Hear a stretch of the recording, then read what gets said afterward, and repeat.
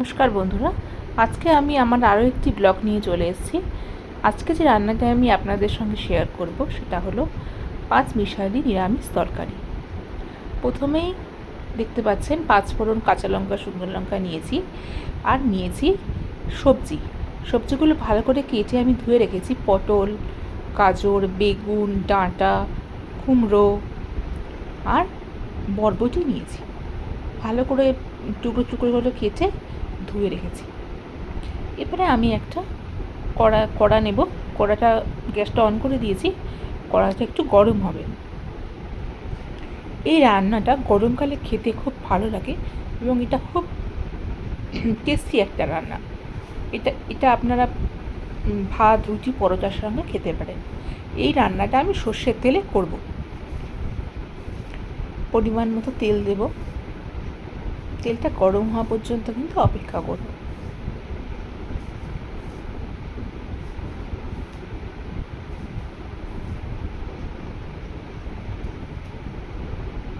তেলটা গরম হয়ে গেছে।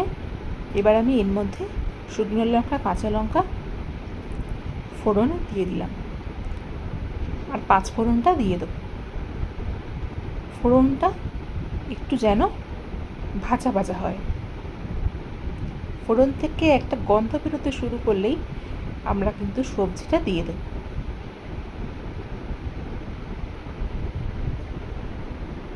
দেখবেন ফোড়নটা যেন পুড়ে না যায়। এবারে আমরা কেটে রাখা সবজিগুলো দিয়ে দেব।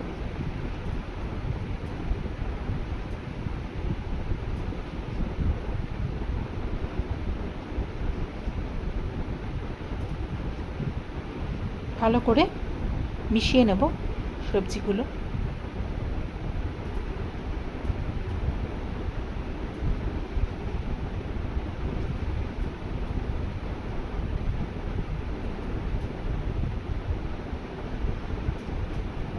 আমার কাছে যেটুকু সবজি যা যা সবজি ছিল আমি সেগুলোই দিয়েছি। আপনি এখানে পেঁপে দিতে পারেন, ঝিঙে দিতে পারেন, এগুলো দিতে পারেন।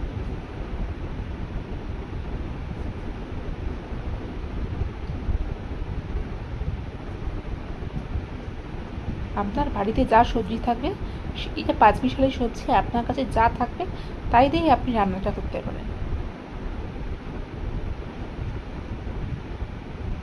একটু নুন দিলাম। নুনটা আপনার স্বাদ মতো দেবেন। আপনি যেরকম নুন খান সেরকম দেবেন। আর দেব হলুদ গুঁড়ো।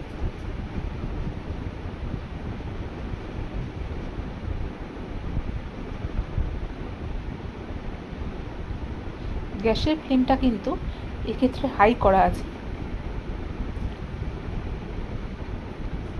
ভালো করে নুন হলুদটার সঙ্গে সবজিটাকে মিশিয়ে নেব।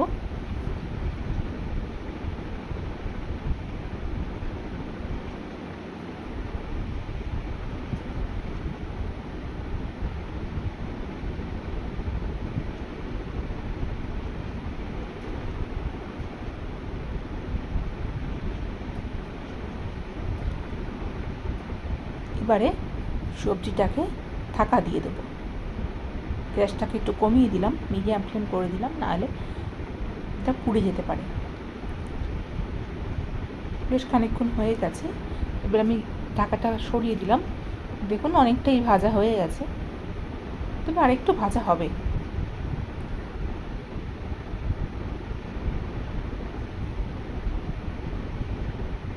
মাঝে মাঝে কিন্তু একটু নেড়েচেড়ে দিতে হবে, না হলে তলাতে ধরে যাবে।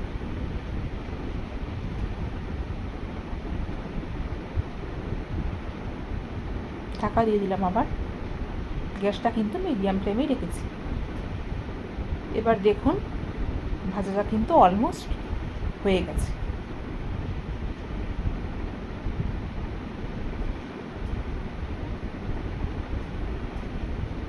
এবারে এর মধ্যে মশলাগুলো অ্যাড করব। প্রথমেই দেবো জিরে গুঁড়ো, আরেকটু জিরে গুঁড়ো দেবো। এবার দেবো ধনে গুঁড়ো,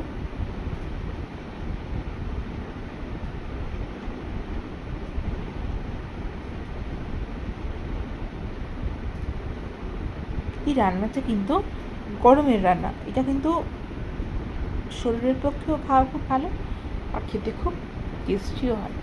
একটু আদা বাটা দিলাম, খুব বেশি আদা বাটা এখানে লাগবে না, জাস্ট স্বাদ মতো, মানে যেটুকু আর কি রান্নায় টেস্ট আনার জন্য দেওয়ার দরকার হয় সেটুকুই দেবো। ভালো করে মশলাটার সঙ্গে সবজিটাকে মিশিয়ে নেব।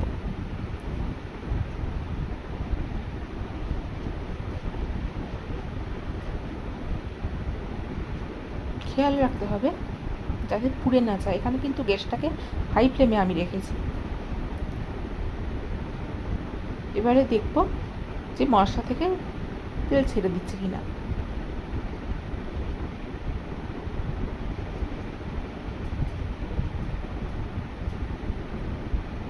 গরম জল অ্যাড করছি। রান্নায় গরম জল দিলে তার টেস্ট অনেক ভালো হয়।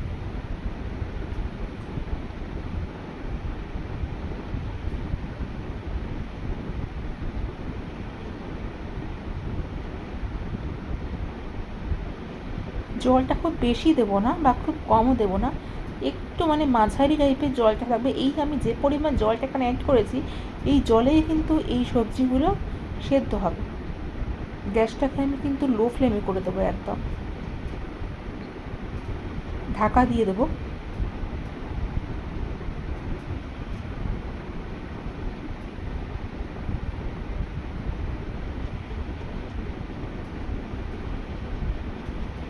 আর গ্যাসটাকে লো ফ্লেমে করে দিলাম। 2-3 মিনিট পরে আমি ঢাকাটা খুললাম। দেখুন এইটুকু জলেই কিন্তু রান্নাটা, সবজিগুলো সমস্ত সেদ্ধ হয়ে গেছে। আমি দেখবো সেদ্ধ হয়েছে কি না।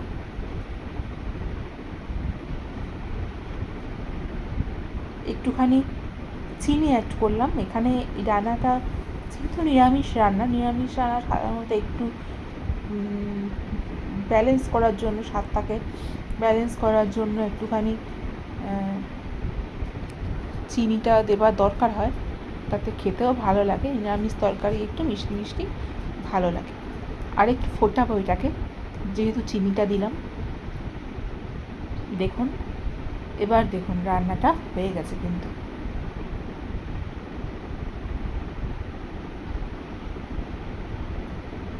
এইটুকু এরকম জলই থাকবে। সেদ্ধ হয়ে গেছে সবজিগুলো। ভালো করে সেদ্ধ হয়ে গেছে।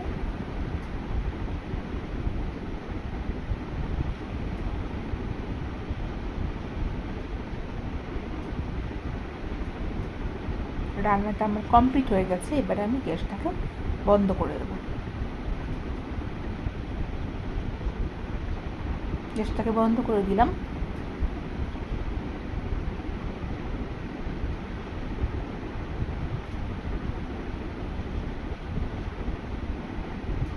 এবার আমি একটা সার্ভিং বলে সার্ভ করে আপনাদেরকে দেখাবো।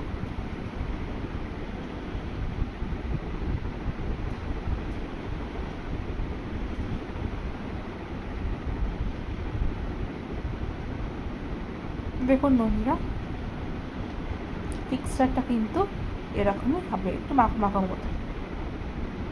তাহলে এটা খেতে ভালো লাগবে। বাড়িতে আপনারা এইভাবেই এই রান্নাটি করে দেখবেন, আশা করি ভালো লাগবে।